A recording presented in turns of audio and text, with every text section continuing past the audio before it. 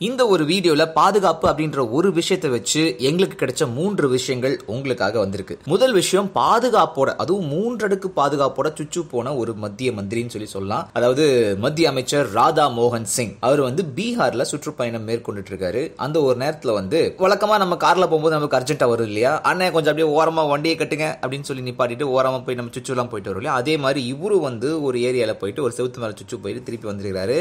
அதை யாரோ போட்டோ எடுத்து போட்டாங்க சார். இதுல முக்கியமான விஷயம் என்னன்னா, அந்த போட்டோல 3 அடுக்கு பாதுகாப்பு, 2 பேர் கையில கன்னோடு நிக்கிறாங்க, இன்னொருத்தர் கார் கதவை திறந்துச்சு நிக்கிறாரு, இவர் ஓரமா போய் ஒரு செவுத்து மேல சுச்சு அடிச்சுட்டு வந்திருக்காரு. அந்த ஒரு போட்டோ இப்போதைக்கு பயங்கர வைரல் ஆகி, நாங்க ஏழைகளுக்கு தான் பாத்ரூம் கட்டுறதுக்கு வசதி இல்ல, அவங்க வெட்ட வெளியில யூரினேட் பண்றது மற்ற விஷயங்கள் செய்யறதுன்னு இருக்குன்னா, ஒரு மத்திய அமைச்சருக்குமா இந்த மாதிரியான ஃபெசிலிட்டிஸ் இல்ல அப்படின்னு சொல்லி கேள்வி கேட்டு அவர் காமெடி பீஸா மாத்தி ட்விட்டர்ல கொளுத்தி எடுத்திருக்காங்க சார். பீகார் மாநிலத்துல மோதி ஹரி அப்படின்ற ஏரியாவுக்கு தான் அமைச்சர் போயிட்டு இருந்திருக்காரு. இவரும் வேளாண் துறை அமைச்சர். அவர் ஆக்சுவலா அவரே இப்படியா அப்படின்னு சொல்லி பல பேர் கேள்விகள் கேட்டிருக்காங்க. ஸ்வச் பாரத் அப்படின்றது மக்களுக்கு மட்டும்தானா, ஏன் மத்தியில் இருக்கிற அமைச்சர்களுக்கு எல்லாம் இல்லையான்ற ஒரு கேள்வியும் தற்போதைக்கு எழுந்திருக்கு. இது ஒரு பக்கம் இருக்க, இன்னொரு பக்கம் அடுத்ததா பாதுகாப்புன்னு சொன்னோம்னா, ஊர்காவல் படை வீரர்கள் அவங்க யூனிஃபார்ம் போட்டு வரல அப்படின்னு சொல்லி அவங்களுக்கு இந்த சின்ன குழந்தைங்களுக்கு கொடுக்குற மாதிரி முட்டி போடுற தண்டனை கொடுத்திருக்காங்க, அதுவும் பொதுமக்கள் முன்னிலையில. இந்த ஒரு விஷயம் ஒடிசா மாநிலத்தில் நடந்திருக்கு. மயூர்பாஞ்சி மாவட்டத்துல பாரிபாடா அப்படின்ற ஒரு இடத்துல தான் நடந்திருக்குங்க.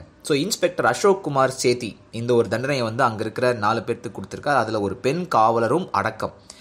ஏங்க இப்படிப்பட்ட ஒரு தண்டனை அவங்களுக்கு கொடுத்தீங்கன்னு கேட்டா, இல்லைங்க, அவங்க யூனிஃபார்ம் போடுறதுல ரொம்ப அலட்சியம் காட்டுறாங்க, கீழே காக்கி பேண்ட் மேல நார்மல் ஷர்ட் போட்டு வராங்க, ரொம்ப தப்பான விஷயம். இங்க முக்கியமான ஒரு விஷயம்னா அது ரத யாத்திரை. அந்த ஒரு நிகழ்ச்சி அப்ப கூட இதே மாதிரி தான் அவங்க வராங்க. தர்ம சங்கடத்துல அவங்களை தள்ளி விடணும் அப்படின்றதுக்காக பண்ண கிடையாது, அவங்களுக்கு ஒழுக்கத்தை கத்து தரணும் அப்படின்றதுக்காக செஞ்சேன் அப்படின்னு சொல்லியிருக்காரு. இது சம்பந்தமா ஹையர் அபிஷியல்ஸ் அவர்கிட்ட ஒரு ரிப்போர்ட் கேட்டிருக்காங்களாமா, அதுக்கப்புறமா நடவடிக்கை எடுக்கப்படும் அப்படின்னு சொல்லியிருக்காங்க சார். 3வது பாதுகாப்புன்னு சொல்லி பாத்தீங்கன்னா, ஏர்போர்ட்ல நீங்க போயிருந்தீங்க, அங்க CISF வீரர்கள் இருப்பாங்க. எல்லா இடத்துலயுமே கேமோஃப்ளாஜ் ட்ரெஸ் எல்லாம் போட்டுக்கிட்டு பயங்கர மிடுக்கோடு இருப்பாங்க. அவங்களோட கண்டிப்புன்றது ரொம்ப அதிகமா இருக்கும். அதுவும் ஹிந்தியில மட்டும் தான் பேசுவாங்க. நம்ம ஊர்ல தமிழ் வேற புரியாது. அவங்களுக்கு புரிய வச்சு, அண்ணன் என்கிட்ட நான் இந்த ஃபிளைட்ல போறேன், என்ன கொஞ்சம் உள்ள எடுங்கன்னா விட மாட்டாங்க. கரெக்டான டாக்குமெண்ட்ஸ் இருந்தா தான் உள்ள போக முடியும். இப்போ போன வருஷம் என்னாச்சுன்னு சொல்லி பாத்தீங்கன்னா, அவங்களோட கெடுபிடின்றது ரொம்ப அதிகமா இருக்கு. இதனால பயணிகளுக்கு அசௌகரியம் நிறைய ஏற்படுது. அவங்கள முக்கியம் இல்லாத பணிகள்ல ஈடுபடுத்த வேண்டாம் அப்படின்னு சொல்லி ஒரு ப்ரப்போசல் போன ஜூன்ல உருவாக்கப்பட்டுச்சு. புதிய விமான போக்குவரத்து கொள்கை அறிக்கையில அந்த ஒரு விஷயத்தையும் சேர்த்திருந்தாங்க.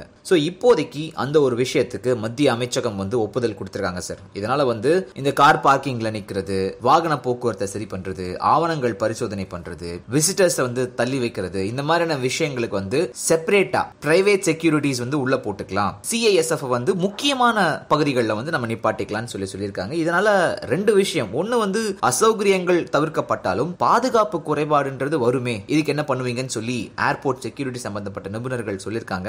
இது என்ன பண்றாங்கன்றத பொறுத்து இருந்தா பார்க்கணும் சார். நிறைய பேர் என்ன சொன்னாங்க, பிஸ்கெட் ரேட் அதிகமா இருக்குன்னு சொல்லிட்டு இருக்காங்க. ஏன் பிஸ்கெட் ரேட் அதிகமா இருக்குன்னா, மற்ற ப்ராடக்டோட கம்பேர் பண்ணி அதிகமா இருக்குன்னு சொல்லிட்டு இருக்காங்க GSTல. பட் முன்னாடி ரேட் எவ்வளோனா 32% இருந்தது. இப்போ அது பார்த்தீங்கன்னா 18% ஆக்கியிருக்காங்க. இதனால விலை குறையும். பெட்ரோல் ஏன் GSTல கொண்டு போல அப்படிங்கிற மிகப்பெரிய கேள்வி இருக்கு.